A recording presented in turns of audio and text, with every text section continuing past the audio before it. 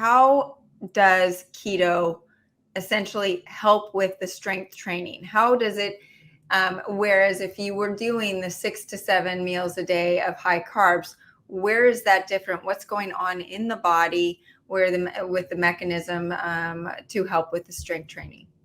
Yeah. So before, I mean, all that aside, I do keto mostly from a sustainability factor. Like I feel better mentally and physically. So like all of that is reason enough for me to do it.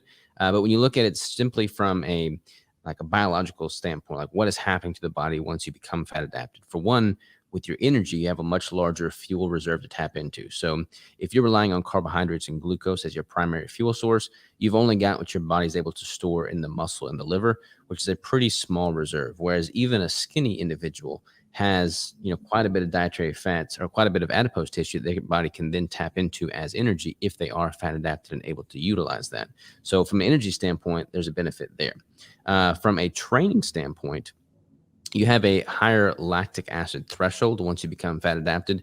As you become fat adapted, you have more, you have more ketone bodies throughout your body circulating in your blood that need to be transported to and from your tissue.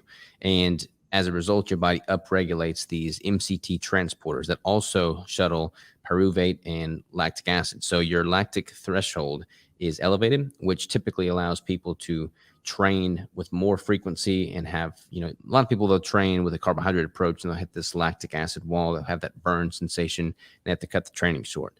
Since I've been fat adapted, I haven't really had that issue because I'm able to clear that lactate more efficiently. So I'm able to train more frequently, and increased training frequency and intensity obviously is going to bode well for adding more muscle tissue.